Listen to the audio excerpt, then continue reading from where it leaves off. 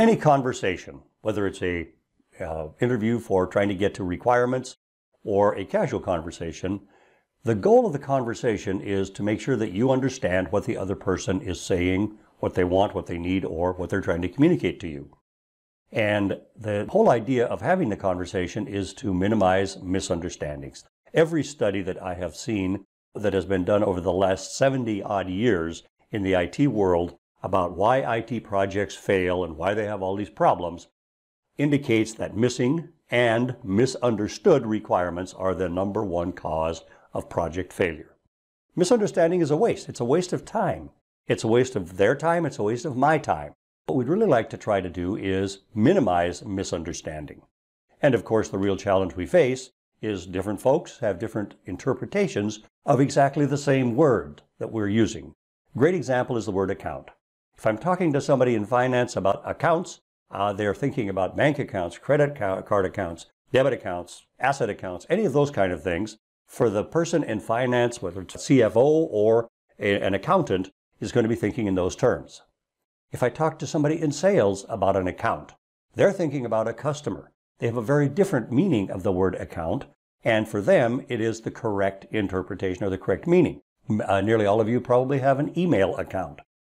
Even you, as an individual, regardless of what you're doing in life, have a definition of what the word account means to you. If you take that in the proper context, you see that the word account can have a lot of different interpretations. And the problem is, if I'm trying to understand what you say, actually, to walk away from a conversation saying we share an understanding isn't really enough, because what we really need is a common understanding. And there's actually a huge difference.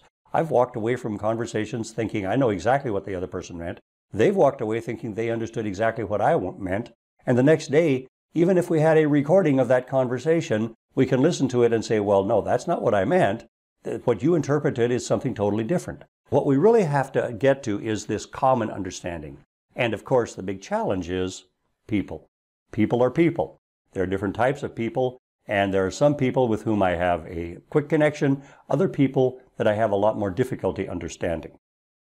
When we think about the different traits that people have, if I'm trying to have intelligent conversations about IT requirements, user stories, epics, features, whatever, with a business community, I need to make sure that I can deal with all of the different behaviors of the people.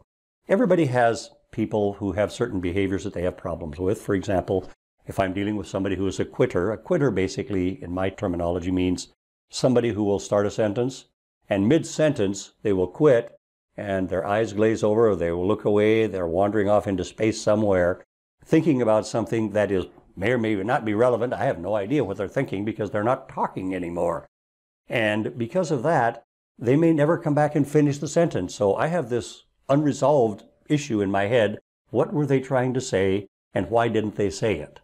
By the way, another maybe even more severe form of quitter is people that start a project gung-ho and they're there the whole time, and then all of a sudden they quit taking your calls. They're no longer interested in the project.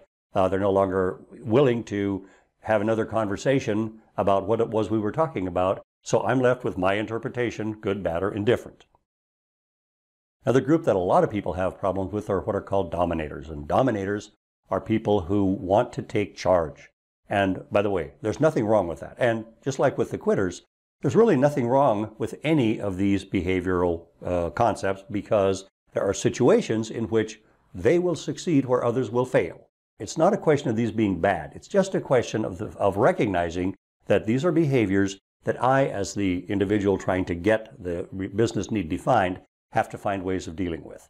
Dominators are going to try to take charge. If I have a multiple person meeting, meaning I have a workshop or something like that, dominators are going to be the ones talking the most. If I am in charge of trying to get everybody's feedback into a coherent set, then I have to make sure that I am also getting people that are not contributing or not talking, getting them to contribute their thoughts as well as the dominator. You won't have any problem getting the dominator to tell you what they want. The problem is going to be making sure that the other people also have something to say about it.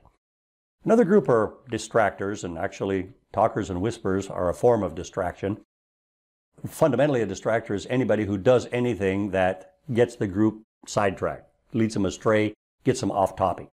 And It's not, again, not a bad trait necessarily. Actually, sometimes it can be really productive, especially if they bring humor. If they're humorous, they tell a joke or something, that's a distraction, but that can be a positive thing as well as a negative thing. We're talking about distractors. We're talking about people that are disrupting the flow of a conversation. If we talk about topic A and they're running off talking about topic B, C, D, E, and they get everybody else over here talking about F, all of a sudden everybody's forgotten about A. And because of that, we lose track of where we are. Talkers and whisperers, everybody knows those. If you're in a multi-person meeting again, and there's one subgroup that is over here chatting away merrily about something else, other than the topic the whole group is focused on, they are distracting the rest of the group. Whisperers, you can't hear them, but you know they're saying something, and your mind wants to know, what are they talking about? Because ultimately, we need to understand, are they saying something that we really should hear, but they just don't want us to hear? Resistors and doubters are people who are against everything. Very often, they show up in a workshop, and you bring up an idea, and they'll say, oh, we tried that here, it didn't work.